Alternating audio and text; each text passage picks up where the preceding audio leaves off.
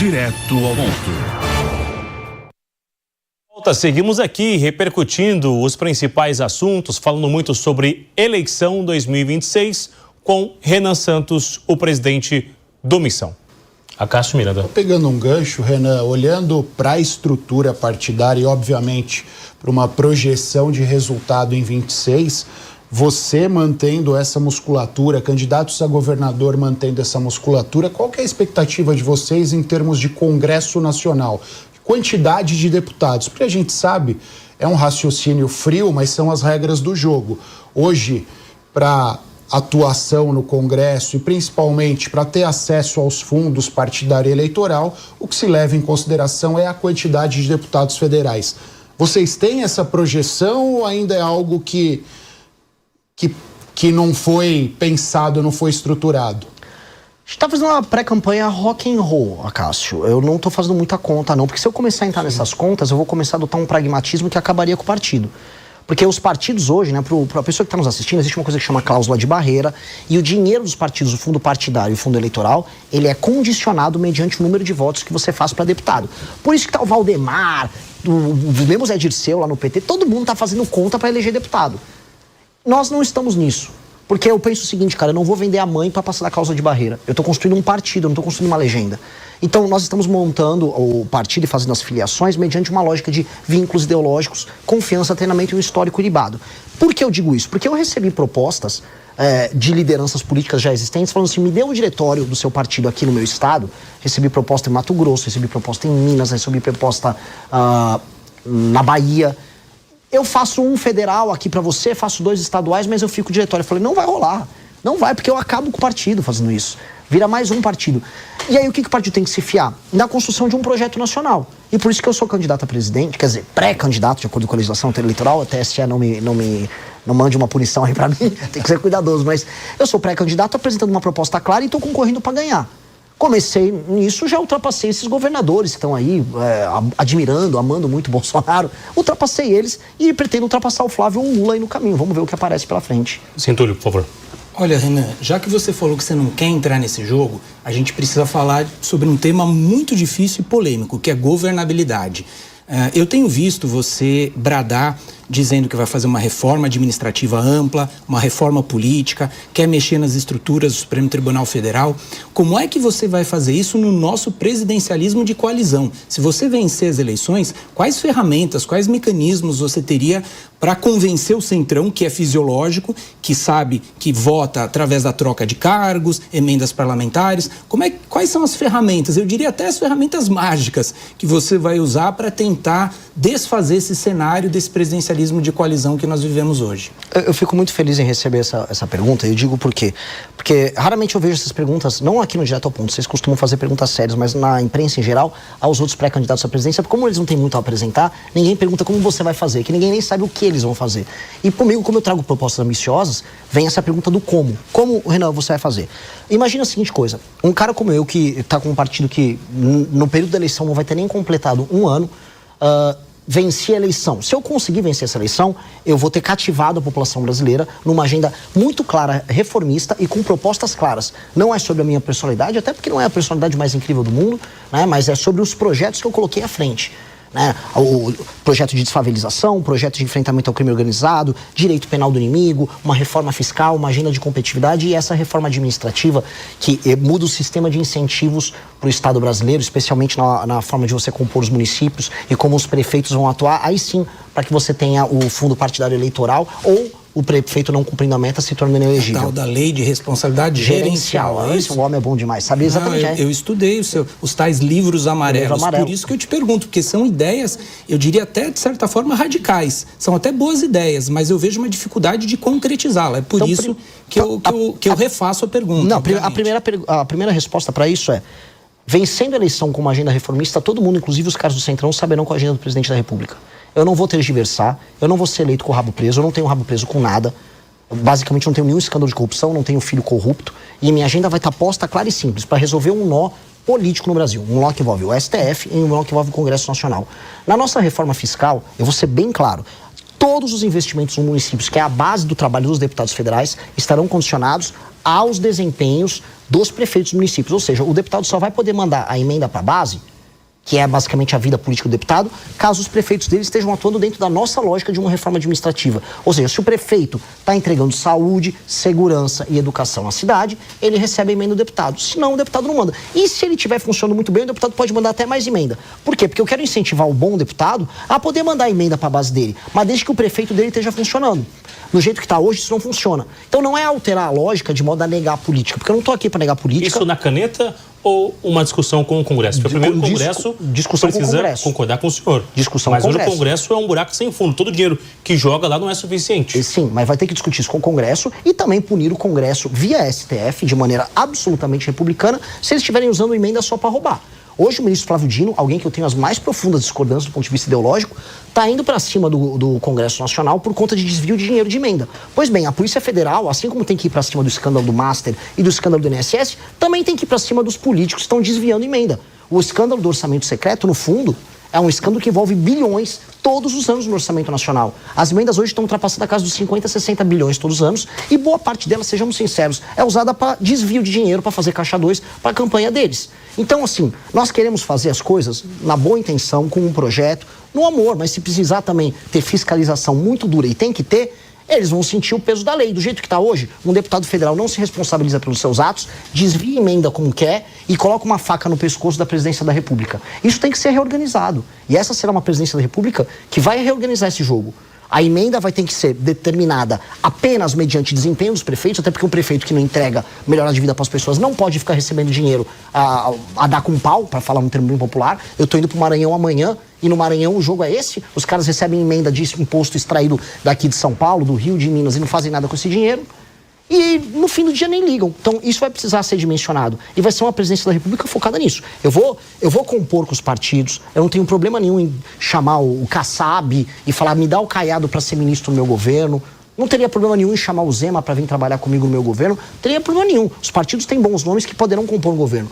Topo fazer coalizão, topo debater, topo discutir, mas o programa está ali. Há um programa de metas muito claro e vamos andar com ele. E eu vou fazer todos os sacrifícios, inclusive destruir popularidade, se for o caso, até porque popularidade não serve para nada. Se você está bem aprovado enquanto presidente, o que você faz com aquilo? Guarda no banco a aprovação? Não, você gasta. Eu vou gastar minha aprovação toda para fazer esse pacote de reformas. André, por favor. O senhor não concorda que sem uma base esse trabalho não vai ser mais difícil? E também o quanto você vai ter que... Você falou que aceita coalizão, né? Aceita entregar cargos, mas talvez até pela questão que você colocou sobre a ideologia do partido do senhor, isso não vai acabar descaracterizando o seu governo? Não, como eu disse, seria em cima de um programa. Eu acho que as pessoas gostariam de compartilhar o sucesso de um programa. Um político que seja do centrão, ele gostaria muito de ver a cidade dele e, inclusive, obter o lucro político no sentido mais republicano do termo, de ver a cidade dele sem crime organizado, participar conosco das operações que destroem o crime organizado na cidade dele. A popularidade dele vai aumentar. O Castro aumentou a popularidade dele com as operações que ele fez no Rio de Janeiro. Mesma coisa com uma operação de desfavelização, que entregue moradia para as pessoas. Esses políticos do centrão vão querer participar disso. Se ele fizer isso conosco de maneira republicana, ou seja, sem nenhum tipo de interferência monetária ou financeira dentro do nosso programa, que permite esse lucro político. Estou falando lucro político aqui no sentido mais bonito do termo. Vai ser muito bom. E ele vai poder ser agregado de maneira republicana ao nosso governo, como qualquer governo de coalizão no mundo faz. Eu não estou inventando a roda. Eu só estou propondo fazer as coisas como os países sérios o fazem. Né? Naturalmente a gente fala, o Brasil não é um país sério porque nós temos políticos muito corruptos. E aí vem as alterações na legislação brasileira no sentido de lei e ordem muito clara, de volta da prisão em segunda instância, de separar o STF apenas como tribunal constitucional e não como um tribunal que vira uma última instância para político, para eles entenderem também que se eles andarem fora da linha, a casa cai. Vai ser isso, convidar para fazer a coisa certa ao lado e ter um lucro político ao lado, mas se comportar errado, a casa vai ter que cair. Cássio? Pegar um gancho, Renan, você falou sobre o Supremo Tribunal Federal, ele foi perguntado sobre governabilidade. Talvez eu esteja até saudosista hoje. Até um tempo atrás o Supremo não participava dessa conversa. Hoje a gente tem que colocar o Supremo nesse tipo de pergunta. E se você, eventualmente eleito presidente, você vai indicar minimamente 3 ministros. Então eu gostaria que você falasse desta relação do Supremo, como você vê a relação do Executivo com o Supremo e quais seriam, óbvio que é cedo, mas qual é o perfil desejado para as eventuais indicações de ministros? Começar pelo final, tá? Perfil essencialmente técnico e um perfil constitucionalista, um perfil defensor de um padrão, vamos dizer, legalista, estrito dentro do texto legal da Constituição e não inovador. Não adeptos do tal do neoconstitucionalismo, como é o Barroso, e como vários ministros se aproveitaram para poder fazer negócios dizendo que era neoconstitucionalismo. Então, ministros que defendem o seguinte: é o que está na Constituição e apenas o que está na Constituição, e não vou ficar fazendo grandes inovações por aqui, como a gente assiste. Inovações que sempre terminam, por exemplo, na redução das liberdades dos brasileiros ou interferência nos negócios, em nome de ONGs internacionais. Infelizmente, preciso colocar isso aqui. Paralelamente, a gente sabe que o STF se tornou um poder por si só.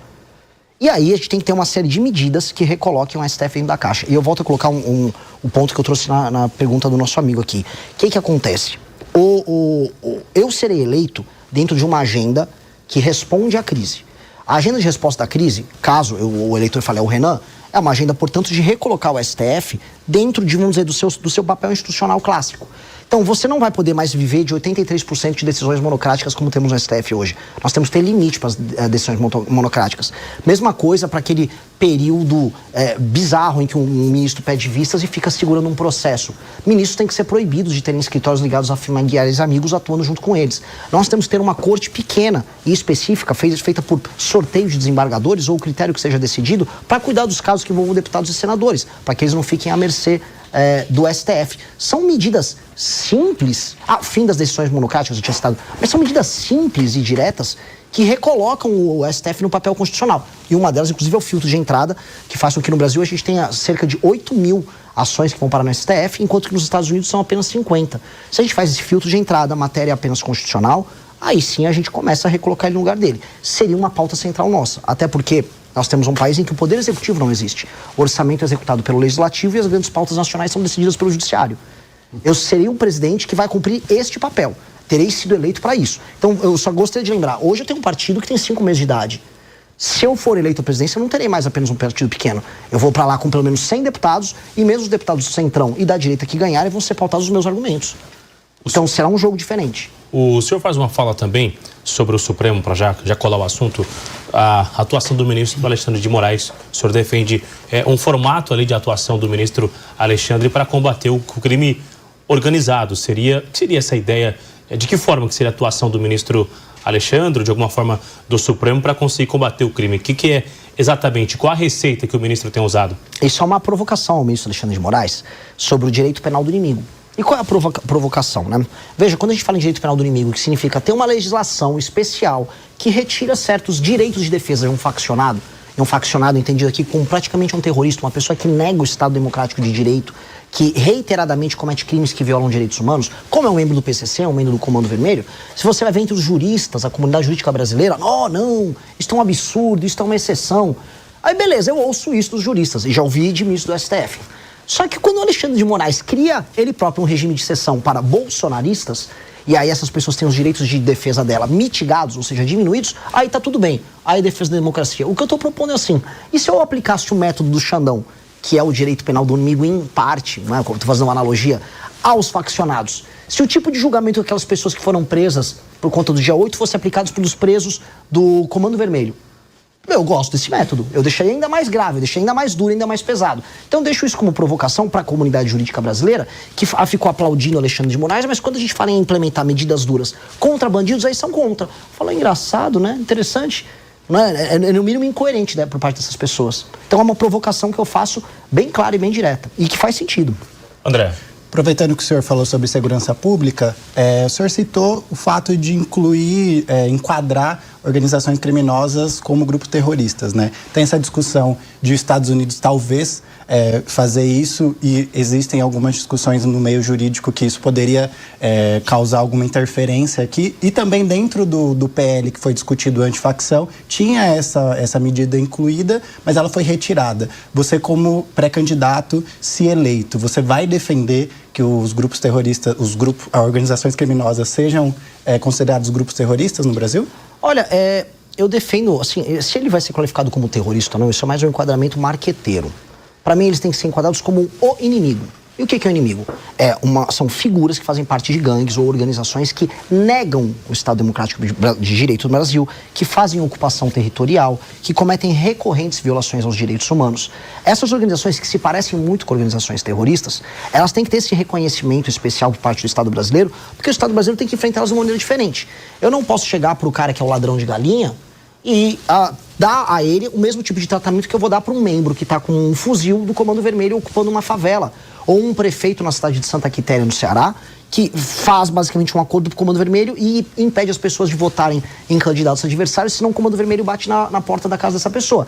O enquadramento jurídico para eles é diferente. Essas pessoas negam o Estado Democrático de Direito no Brasil. Se os Estados Unidos gostam ou não gostam disso, isso é problema dos Estados Unidos. Até porque esse interesse deles sobre isso é bem recente. E se os Estados Unidos quiserem ser parceiros da América Latina no enfrentamento ao crime organizado, dependendo da parceria, pode ser bem-vindo. Eu acho que o Brasil tem que retomar o próprio território, ou seja, retomar as pessoas que estão sob o comando do crime organizado e depois, reorganizando as próprias forças armadas e reorganizando as próprias contas públicas, se tornar uma força pacificadora da região. E, inclusive, impedir que os Estados Unidos façam isso. Quem tem que ser o grande líder político, quem tem que ser o macho alfa aqui da América do Sul é o Brasil. E esse é um papel nosso. A gente está permitindo, inclusive, que os Estados Unidos façam isso, o que pra gente é humilhante. Ortúlio. Renan, vamos mudar um pouco de assunto e falar agora de viabilidade eleitoral. Veja, você tem se destacado muito entre os jovens, né? Essa subida sua se deve em muita medida às ideias e tudo mais, mas também ao seu sucesso com o público jovem. E a gente sabe que a política estratégica, ela vive de duas coisas, ideia e comunicação. Né? Não basta ter ideia e não ter comunicação, e ter comunicação e não ter ideia. Né? Estrategicamente, você tem que ter esse binômio. Como é que você vai fazer para conversar com as pessoas mais velhas, conservadoras, religiosas, aquelas pessoas que, em certa medida, não se identificam com o perfil dos membros hoje do Partido à Missão? Pode até se identificar com as ideias, mas às vezes nem conhece as ideias e a forma de comunicação não os aproxima. E apostar que os jovens indiretamente vão cumprir esse papel pode não ser uma estratégia vencedora. Como que você avalia essa questão? Quando eu decidi ser pré-candidato à presidência e conversei com o nosso time, eu falei muito com as pessoas, olha, a gente não dispõe de meios que permitam com que a gente chegue nas pessoas de maneira clássica. Eu não tenho acesso à televisão como os candidatos grandes têm, eu não tenho o dinheiro para botar uma propaganda na televisão, para sair colocando outdoor por aí, eu não tenho nada. Eu sou um cara de classe média que vive num apartamento pequeno, que todo o dinheiro do trabalho que gero eu coloco no movimento e no próprio partido político, faço essas coisas ficarem de pé. Portanto, eu farei uma campanha com o que eu tenho à disposição e falando sempre a verdade. Estou falando isso não porque eu quero dar uma de Don Quixote, mostrar que eu sou apenas idealista. Eu estou falando que quando você não tem nada, você não tem nada a perder. E eu vou fazer apenas o que eu acredito no processo. Naturalmente, isso ressoa entre os mais jovens. Agora, como você colocou, e eu concordo contigo, isso também representa os valores das pessoas mais velhas. Essas pessoas estão em bolhas cognitivas, bolhas de algoritmo nas redes sociais, diferentes das nossas. Também tem uma barreira de entrada que uma parte importante dessas pessoas acha que nós somos comunistas porque nós somos de direita, mas não somos Bolsonaro. É natural. O problema é quando nossa mensagem chega. Eu sou o mais desconhecido dos pré-candidatos a presidente. A partir do momento que eu começar a chegar na casa das pessoas, como eu estou fazendo hoje agora aqui na Jovem Pan, quando eu vou nas rádios ao redor do Brasil, eu chego. E essas pessoas descobrem a mensagem e gostam. Então a resposta está em diminuir o desconhecimento, fazendo o que eu estou fazendo, que é rodando de carro Brasil. Se eu vou aguentar, aí é uma questão, assim, falam de burnout, esses cansaços, eu não posso me cansar, em tese eu sou jovem, mas eu vou trabalhar ao máximo, eu vou rodar de carro, eu vou em rádios, eu vou na mídia tradicional, e eu ainda acredito muito no papel da imprensa tradicional, e com base nisso eu vou começar a chegar no coração dessas pessoas mais velhas falando algo que está dentro do sistema de valores deles. Então, isso é meio que inevitável. Para te conhecer um pouquinho melhor, você é um liberal progressista ou é um liberal conservador em relação aos costumes? Ou não é nada disso? Eu sei, por exemplo, que você é católico. Pouquíssima gente sabe disso. Que eu não gosto. Então, de repente as pessoas não sabem disso. Às vezes a questão não é o conteúdo, mas a forma de comunicação. Então eu volto a perguntar, você é mais progressista ou mais conservador em relação à pauta de costumes? Eu sou uma pessoa de direita. Eu não gosto de me encaixar colocar nessas caixinhas. Eu sou um cara que tem uma banda de rock, que não gosta de andar todo arrumadinho. Ao mesmo tempo, eu sou uma pessoa que entende a necessidade de lei e ordem. Eu acredito na presença do transcendente na nossa vida. Eu acho que existem hierarquias de valores. Isso me coloca como uma pessoa à direita. Agora, não me coloco... Porque o que seria um conservador em termos brasileiros? Aborto, por exemplo. A pauta do aborto, a gente é favorável à manutenção da legislação atual e contrário desses movimentos feministas de hiperliberalização do aborto que existem. É uma pauta conservadora. É uma pauta conservadora. Só que eu não levo isso de uma maneira moralista. Eu não vou ficar aqui fazendo... Por exemplo, eu sou católico, mas eu não vou ficar aparecendo numa igreja para fazer campanha todo dia. Eu acho que eu separo minha esfera pessoal, existencial, da minha esfera política de trabalho. Eu tento fazer isso de uma maneira, vamos dizer, correta, para não ser invasivo e para não ficar fazendo propaganda. Porque existe um vício. A partir do momento que você começa a misturar essas coisas, você começa a ser um moralista. A partir do momento que você é um moralista, você cresce em redes sociais, mas isso vem com um preço. Que é o preço em algum momento de você ser eventualmente um hipócrita ou de você usar a fé e a confiança dos outros para amealhar, vamos dizer, dividendos políticos. Eu não quero fazer isso. Eu quero ganhar em cima das minhas ideias que resolvem o Brasil. Que são ideias que podem ser colocadas à direita. Agora, nunca fui, não sou um progressista e nem o serei, assim. Esse é o meu jeito de ser. Acácio, pegar um gancho, então, nessa pergunta e nessa resposta, Renan, quem te inspira? Se você, sei lá, se o Renan, pessoa física, fosse falar que tem um ídolo, quem é o seu ídolo? Quem que te inspira? Júlio César, Alexandre o Grande, Ayrton Senna, Bob Dylan. Seria um quadrinômio aqui de heróis, heróis políticos, heróis em campo de batalha, heróis em termos de liderança, heróis em dedicação e disciplina no trabalho, acho que o Senna é um exemplo disso, herói na manutenção das suas convicções pessoais e a sua audácia em não ser moldado por ninguém, que é o caso do Bob Dylan. Eu sempre penso assim, o que cada um deles faria na hora de eu tomar uma decisão. E são grandes referências minhas, assim. Talvez sejam as referências que eu mais sigo e mais gosto de pregar para os outros. Só voltando um pouco sobre a discussão antes do André, o senhor cita muito a família de Bolsonaro, Flávio Bolsonaro e um pouco menos Lula. No jogo eleitoral, quem é o adversário? É Flávio ou é Lula? Eu não vou separar muito o Flávio como o Lula, porque os dois fazem parte do mesmo sistema corrupto e os dois, em última instância, a gente pode colocar aqui, estão envolvidos direta ou indiretamente, tanto no escândalo do INSS quanto no escândalo do Banco Master. Então a gente começa a perceber que eles são parte de um arranjo político brasileiro, que é um arranjo meio que fracassado. É um arranjo que não consegue passar nada e que não tem mais imaginação no Brasil diferente. Então, no fundo, meu inimigo nessas eleições é a falta de imaginação do brasileiro. Nós não conseguimos mais imaginar um país que não tenha favela. Nós não conseguimos imaginar que a gente pode ser uma das 5 nações mais importantes do mundo, que é o que a gente nasceu para ser. O Brasil, em condições normais de temperatura e pressão, ele é para ser uma das 5 nações mais importantes do mundo. A gente já não se imagina assim. O Brasil não consegue imaginar que ele tem que ter rodovias com 5 faixas de cada lado ligando o São Paulo ao Rio.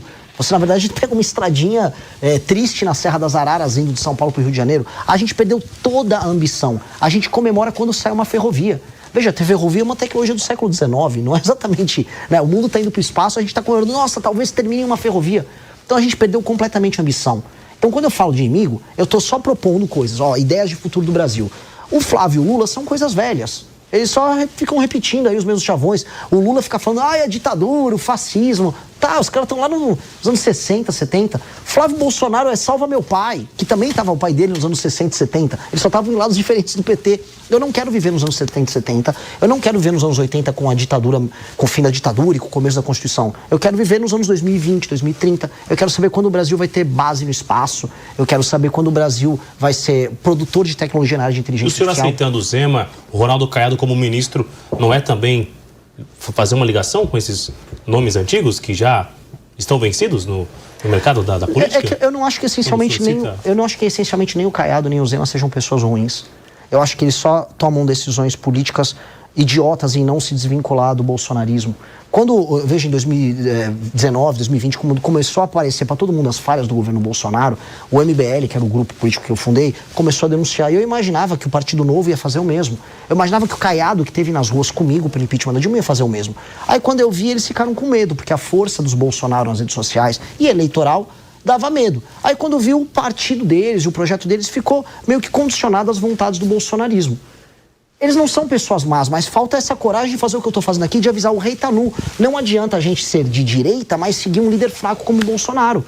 Então, poxa, venham pro lado de cá, vamos construir um caminho. Claramente, se eles se unissem num projeto junto comigo, e as pesquisas estão mostrando isso, a gente pode apresentar um projeto de direita moderno e eficaz. Por mais que eu tenha discordâncias de coisas que aconteceram no governo do Zema, ou posturas do Caiado, poxa, eles têm coisas a agregar, seria legal pra caramba. Então, eu não tenho problema nisso. Terceira via?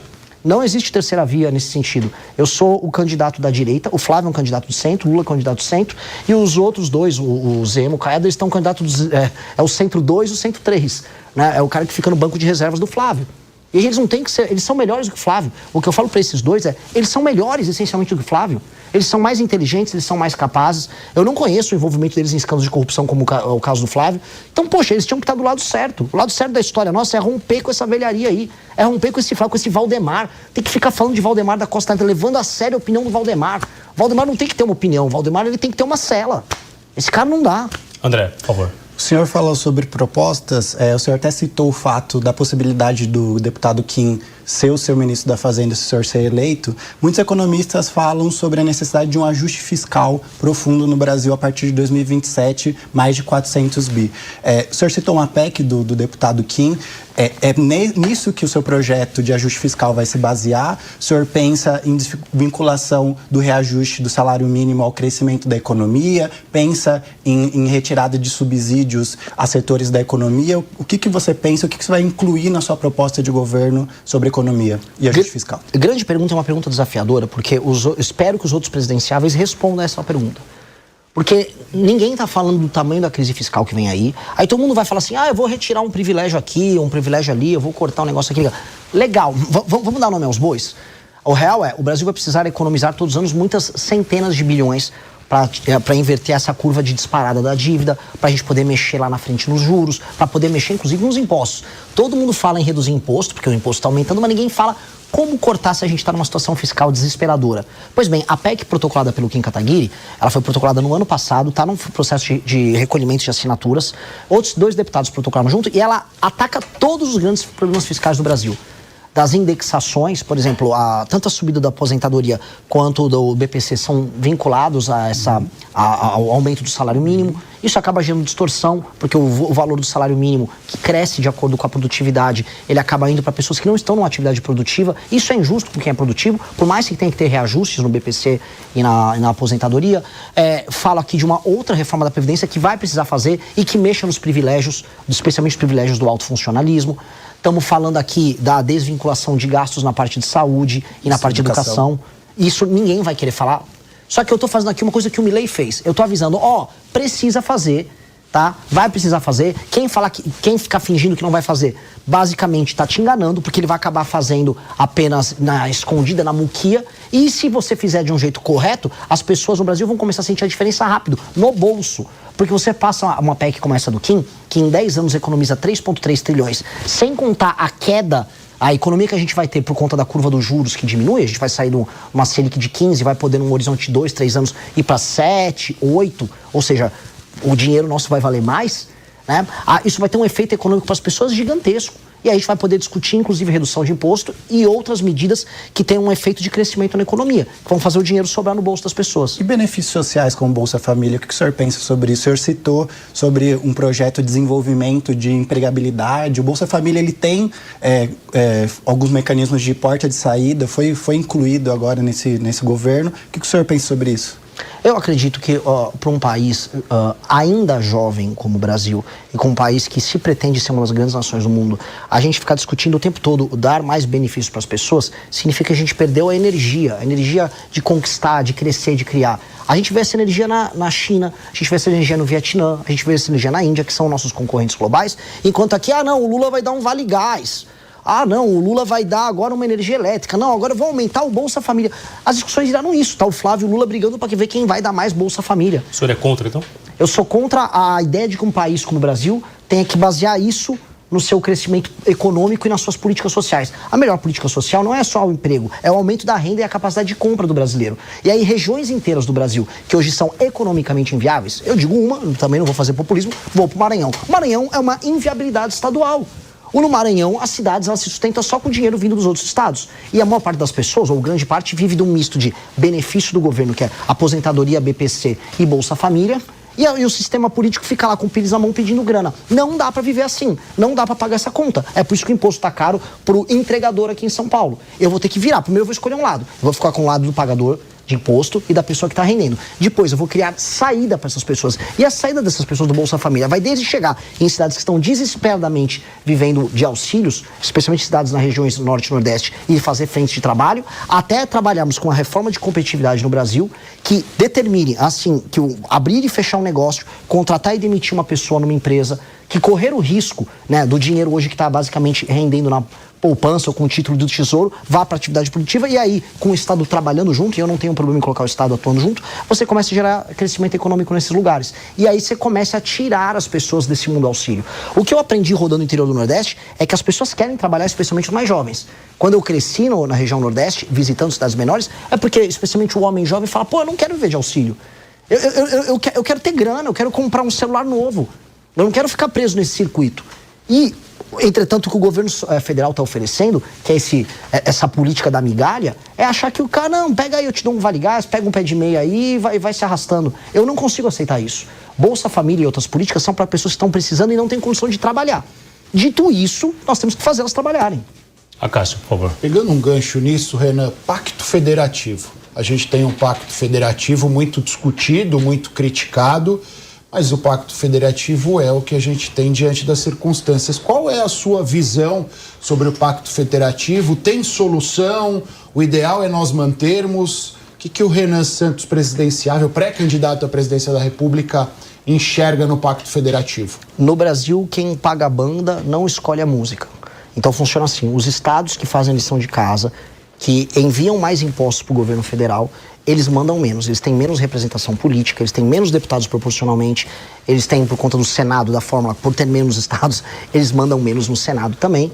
E aí quem define como o dinheiro é gasto no Brasil são os estados que não mandam os impostos. Portanto, um deputado do Maranhão, um deputado do Amapá, um deputado do Piauí, eles mandam muito mais do que um deputado do Paraná, um deputado de São Paulo, um deputado de Minas. Isto é essencialmente injusto, porque aí você cria uma classe política parasitária nesses estados que rouba, vamos ser bem sinceros, o dinheiro dos outros lugares, não melhora a vida das pessoas que estão lá, porque o lance do Pacto Federativo vai muito dinheiro, por exemplo, estou citando muito Maranhão, mas vai muito dinheiro para o Maranhão. Agora, melhorou a vida no Maranhão? As pessoas estão migrando para o Maranhão? Não estão. Então, se nada disso está acontecendo, para que serve o Pacto Federativo? No fundo, o Pacto Federativo é apenas um sistema de distribuição de dinheiro das pessoas que trabalham para político corrupto no Norte e no Nordeste. Eu vou mexer nisso. E como a gente tem que mexer? Fundir os municípios. 2, criar nossa reforma administrativa, que é a Lei de Responsabilidade Gerencial, que impõe uma política de metas para os prefeitos desses municípios maiores que serão criados. Se ele não bate a meta, ele não recebe emenda e o político fica inelegível. Porque aí eu faço essa elite política que se apropria do dinheiro de quem trabalha das outras regiões, se picar. Meu querido, se você não conseguir entregar resultado como prefeito, não aumenta a cobertura de esgoto, não aumenta a atividade econômica no teu município, não aumenta o desempenho da sua escola no ranking do Saeb, por exemplo, o bicho vai pegar. Você não vai poder participar de eleição nem ter o partido no estado. Sabe o que vai acontecer? Na hora, os Kassabs, os Valdemares vão correr para ter bons administradores políticos. Até porque, no fim do dia, o que eu quero condicionar é o fundo partidário e o fundo eleitoral vem do desempenho dos prefeitos e não dos deputados. A partir do momento que a gente coloca essa cenourinha na frente como um estímulo e do outro lado a gente coloca a punição caso eles não batam as metas, aí a gente cria um novo jogo. Que aí o dinheiro que saiu de São Paulo, primeiro, vai precisar sair cada vez menos dinheiro de São Paulo para ir sustentar outros lugares. E 2, esse dinheiro quando chega lá, ele é bem gerido e melhora a vida das pessoas. Aí se torna bom para todo mundo e aí é um pacto. Um pacto, ele é pactuado entre as partes, ele é meio que bom para todo mundo. Do jeito que tá, é um roubo federativo. Você tira de uns para um político ladrão roubar. Tanto que eu vou falar isso nessas regiões, eu vou pro Maranhão amanhã e vou falar isso para ele e a população concorda comigo. A população fala, mas é verdade, tá chegando todo esse dinheiro e não sobra nada? Sim, não sobra nada. O senhor comenta, o Túlio, só um pouquinho, fazer esse laço aqui rapidamente. O senhor faz uma fala muito direta, percebemos uma certa eloquência, uma virtude na própria oratória do senhor, mas uma comunicação jovem. E aquele idoso, aquela senhora que está no ônibus, que levanta de madrugada, que não olha o TikTok, que não acompanha um canal fechado, que não acompanha a Jovem Pan, uma rede social. Como que vai ser essa conversa com esse eleitor no dia a dia, que está lá na ponta, de fato, que não leva uma linguagem como o que o senhor está usando aqui? Eu acho que ele vai gostar. São pessoas que votaram no Lula, que é muito direto na fala, que no Bolsonaro, que é muito direto na fala. Essas pessoas apenas não me conhecem. E o que eu tô falando para elas tem uma força muito grande, que é a força da verdade. A verdade cativa, a verdade quebra preconceitos, a verdade uma hora vai tocar o coração delas. E eu confio muito nisso. E quando eu falo com essa veemência, não é nem que eu sou treinado, eu nem me considero um grande orador. Mas eu realmente, assim, eu falo de coração essas coisas para vocês. Eu falo, a gente precisa fazer isso. É tão claro que, sei lá, o prefeito de uma cidade inteira do Piauí tá sendo canalha com a população e tá roubando o trabalho de um dono de uma loja de material de construção, sei lá, no sul de Minas. A gente tá vendo isso acontecer e aí vem a raiva. A raiva, ao mesmo tempo vem também a indignação, vem a criatividade em procurar uma solução. Esse tipo de coisa eu acho que cativa. Se não cativar também, aí paciência, né? As pessoas querem só ser enganadas por propaganda. Túlio, por favor.